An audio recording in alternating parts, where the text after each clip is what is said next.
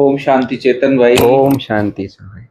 आज की मुरली रिवीजन में चेतन भाई हमारे साथ है और चेतन भाई आज की मुरली रिवीजन में बाबा ने खास बोला है, तो आपसे पूछना चाहते हैं कि यह संगम युग जो है ये उत्तम से उत्तम युग कैसे है, थोड़ा बताएंगे आप इसके ऊपर। आज 15 अप्रैल 2024 की मुरली हम रिवीजन कर रहे हैं और आज विशेष बाबा ने संगम युग पर कैसे हम उत्तम से उत्तम, जी, क्योंकि एक ही युग है जिसमें हम उत्तम पुरुष बनते हैं। जी, बाकी सतयुगी दुनिया से हमारी नीचे उतरती ही कला होती है। जी, कनिष्ठ से उत्तम इस संगम युग में बनते हैं और उत्तम बनने के लिए सबसे श्रेष्ठ उपाय है बाबा की याद। जी, दूसरा है अपने कर्म इंद्रियों को ईश्वरी सेवा में लगा देना। जी, कोई भी प्रकार का व्यर्थ ना हो, चाहे मनसा में, वाचा में, कर्मणा में, संबंध संपर्क में। हमारा एक एक सेकंड समर्थ हो, जी, तब हम उत्तम पुरुष बनते हैं। जी। तो चेतन भाई दूसरा क्वेश्चन है आपके लिए कि जो जो अंतिम समय होने वाला है तो उसमें बहुत दर्दनाक सीन है आने वाले समय में कि संसार का रिपीटेशन होना ही, नई दुनिया की स्थापना करने परमात्मा बाबा आए। तो इस अंतिम समय में जो दर्दनाक सीन में तो हमें अवस्था कैसी होनी चाहिए? जी। आज बाबा ने विशेष मुरली में बेहद का वैराग्य क्या है। जी, हालांकि शब्द नहीं आया है बेहद का वैराग्य, लेकिन पुरानी दुनिया की कैसा विनाश का सीन होगा, जी, का तांडव होगा, जी, माया भी फुल फोर्स में होगी। जी, और बाबा ने कहा रक्त की नदियां भी बहेंगी, जी, एक दूसरे के खून के प्यासे हो जाएंगे। जी, इतने बम्स गोला बारूद बने हैं। जी, बाबा कई बार वर्णन करते हैं कि पानी होते हुए भी पानी नहीं पी पाएंगे, जी, भोजन होते हुए भी भोजन नहीं कर पाएंगे। बिल्कुल। तो ऐसी स्थिति में हमारी स्थिति बहुत अशरीरी हो, यदि लंबे समय का अनुभव हो कि शरीर से न्यारा होने का, इस पुरानी दुनिया से न्यारा होने का, जी, पुराने संबंधों से न्यारा होने का, पुराने संस्कारों से न्यारा होने का, जी, तब हम समय पर अपनी वो स्थिति को बना पाएंगे। तब हम इस खूने नाहक जो खेल चलेगा बिल्कुल, उसमें हम सेफ रह सकेंगे। जी, नहीं तो हमें भी बहुत दुख और तकलीफ, क्योंकि 5 तत्व का बना हुआ ये शरीर है।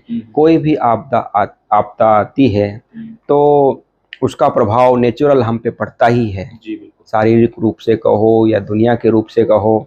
लेकिन हमारी स्थिति यहाँ से उपराम है, आत्मिक स्थिति है, शरीर से न्यारा होने का अभ्यास है। तो उस परिस्थिति में हम बाबा की टचिंग और कैचिंग को भी हम क्लियर कैच कर पाएंगे और सही समय पे उचित समय में हम अपना निर्णय लेकर उचित स्थान पर जा पाएंगे। जी, बिल्कुल, बहुत अच्छी बात की। बाकी चेतन का तीसरा क्वेश्चन है, अब समय नजदीक है तो बुद्धि में क्या रहना चाहिए, परमात्मा बाप आकर हमें क्या सिखाते हैं? अभी समय नज़दीक है तो बुद्धि में, वैसे तो बाबा हम बच्चों को सदा कहते हैं कि बुद्धि में सदा रहे कि अब घर जाना है। जी, क्यों?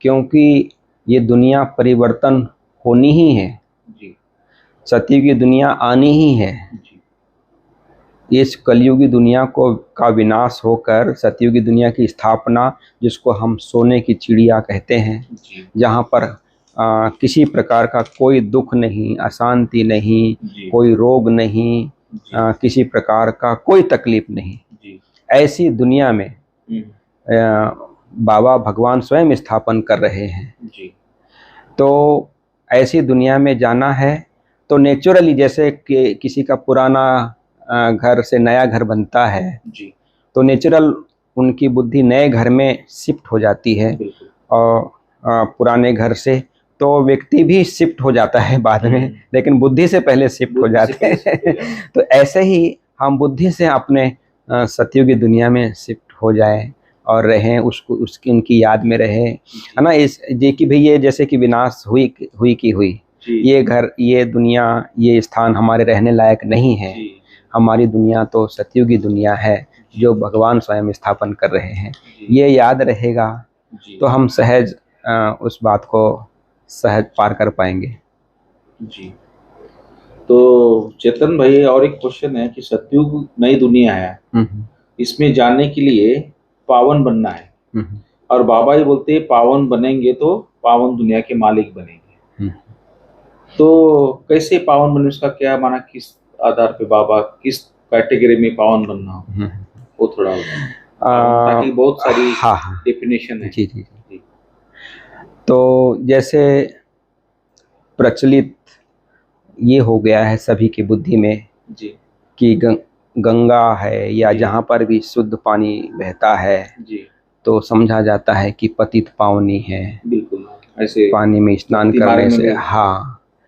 तो कहने का मतलब ये है कि पतित पावनी यदि गंगा होती तो इतने सब पाप कर्म करने वाले उसमें स्नान करके पावन बन जाते, पतित एक श्रेष्ठ बन जाते, जी है ना। तो पतित रहता ही नहीं। जी ये तो जितनी बार ही स्नान करते हैं उतने बार और पतित होते जा रहे हैं। जी वो केवल तन स्वच्छ होता है या उस समय तक के लिए मन भी थोड़ा स्वच्छ हो जाता है, जी लेकिन सदा काल की जो हमारी पावनता की स्टेज है जी वो आत्मा को ज्ञान स्नान करने से मिलती है। जी जब तक आत्मा का ज्ञान स्नान जो पतित पावन परम पिता परमात्मा है जी उनकी रियल याद हम्म कि भगवान कौन है क्या है, जब तक वो, और अपनी भी स्मृति मैं आत्मा हूँ, जी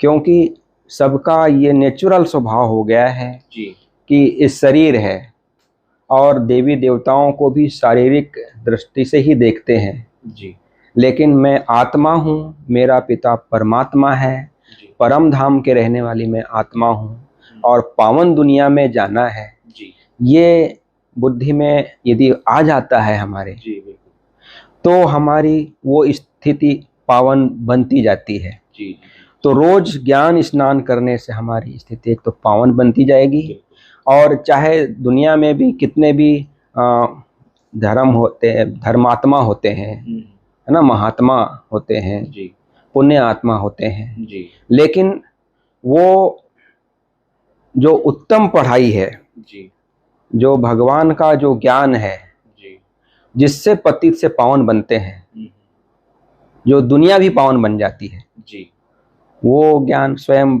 भगवान ही आकर देते हैं। बिल्कुल सही जी जी। चेतन भाई, और एक बात है कि अब बाप आकर बिल्कुल एक्यूरेट बताते हैं भक्ति और ज्ञान, तो इसमें फर्क क्या है और किस बात से रोमांच बाबा की बातों से रोमांच खड़े होने चाहिए, तो कौन सी बातें इसे रोमांच खड़े करने वाली है, और प्रेम के आंसू भी आ जाते हैं, तो कौन सी ऐसी बातें एक बाबा के प्यार की और इसकी बाप आकर जो एक्यूरेट ज्ञान बताते उसकी बात, भक्ति और ज्ञान का।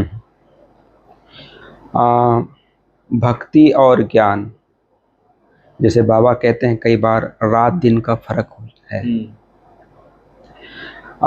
भक्ति में ना भगवान के ऑक्यूपेशन का पता रहता है जी, कभी किसी की पूजा, कभी किसी का जी, है ना, कभी किसी देवी देवता को मानते हैं, या फलाने ने कहा कि नहीं ये नहीं, वो उसको, कितनी प्रकार की एक, क्योंकि भगवान तो एक है जी, तो भक्ति में होती है अनेक देवी देवताओं की पूजा या जिसकी भी पूजा करते हैं, लेकिन भक्ति में ये होता है कि भगत अपनी व्यथा सुनाता है। जी, लेकिन ज्ञान में हम भगवान की सुनते हैं, व्यथा नहीं, भगवान की कथा जी, जो सत्यनारायण की कथा है वो। हम्म, तो ये फर्क है कि भक्ति में हम भगवान को सुनाते रहते हैं, भगवान की नहीं सुनते हैं, जी, कई बार ऐसा हो जाता है। जी, लेकिन ज्ञान में हम भगवान की सुनते हैं, भगवान से पावन बनने के का पुरुषार्थ करते हैं। जी, तो ये अंतर मेन है। और दूसरा, इससे चढ़ती कला होती है आत्मा की, जो देवी गुण है, जो सत्यता है, जो पावनता है, जो मधुरता है, जो शक्तियां हैं हमारे, वो भगवान की एक्यूरेट याद से आता है। बिल्कुल। नहीं तो कई बातों में हम फंस जाते हैं व्यर्थ में। जी, तो व्यर्थ में ना फंसे और समर्थ हमारे में आए, इसलिए हमारे में आत्मा का ज्ञान और परमात्मा का ज्ञान यथार्थ होना जरूरी है, जी, तब हम उस स्टेज को पा सकते हैं। बिल्कुल सही। तो और एक क्वेश्चन है चेतन भाई कि अंतिम समय की सीन क्या होगी और हमें क्या तैयारी करनी चाहिए उसके लिए। आज मैं पहले ही कहा ना कि भाई ये वैराग वृत्ति वाली मुरली है। आज बाबा ने विशेष ये दुनिया जिसमें रक्त की नदियां बहेंगी और कितने सारे दर्दनाक सीन आएंगे, इस कलयुगी दुनिया का जो हाहाकार हम इन आँखों से नहीं देख पाएंगे, उसके लिए हमारी स्थिति इस शरीर से न्यारा होने की, जैसे बाबा ने ब्रह्मा बाबा का उदाहरण दिया जी, कि बाबा ये सिखाते हैं बाबा कि भगवान आकर इस रथ में, ब्रह्मा बाबा के रथ में आकर ज्ञान सुनाते हैं, इस रथ से न्यारे हैं जी। तो ऐसे ही हम बच्चों को इन कर्म इंद्रियों से कर्म करते हुए और कर्म पूरा हो जाए तो फिर से न्यारे हो जाएं, जी, ये अभ्यास बहुत बहुत इम्पॉर्टेंट है। बिल्कुल। जब तक यदि ये अभ्यास नहीं करेंगे, जैसे कहा जाता है ना कि परीक्षा का जो समय होता है, यदि अभ्यास किया हुआ नहीं है तो उस समय में कई बार तो ये भी होता है कि बहुत समय पहले किए हैं और अभ्यास नहीं किए हैं। एक बार यदि हमने पढ़ लिया कोई चीज़ उसको बार बार पढ़ने से वो याद होती है। तो ऐसे ही ये स्मृति बार बार आए कि ये शरीर से मैं न्यारी हूँ, मैं आत्मा हूँ, इन कर्म इंद्रियों से कर्म करा रही हूँ, इससे मैं न्यारी हूँ, दुनिया से भी न्यारी हूँ, संबंधों से भी न्यारी हूँ, यहाँ के वैभवों से भी न्यारी हूँ। ये अनुभव, यहाँ के जितने भी वैभव हैं ये अलग काल के हैं, लेकिन मेरा सदा काल की जो प्राप्ति, सदा काल का जो साथी है, सदा काल का जो अनुभव परमात्मा से होता है, वो अनुभव करना है, ना कि इस दुनियावी वैभव में लिप्त हो जाना है। तो इससे न्यारापन जरूरी है। यदि हम जब तक न्यारापन नहीं आएगा इस शरीर से, इस दुनिया से, संबंधों से, तो लिप्त होते ही जाएंगे, तो लिप्त होते जाएंगे तो फिर समय पे जो एग्जाम आएगा, परीक्षा आएगी, तो उसमें पास नहीं हो पाएंगे। सही बात। तो बाबा की मुरली आज विशेष, एक तो कलयुगी दुनिया जिसका विनाश होना ही है, उससे उपराम रहना है, और ये जो शरीर है, भौतिक शरीर, इसका भी विनाश होना ही है, आज नहीं तो कल इसको जाना ही है। तो इससे मैं आत्मा एक न्यारी हूँ, जिसका अभ्यास, मैं अमर अविनाशी आत्मा हूँ, इसका अभ्यास हमारा घर परम धाम है, मूल वतन है, भगवान का जो घर है वो मेरा घर है, ये सदा स्मृति रहे।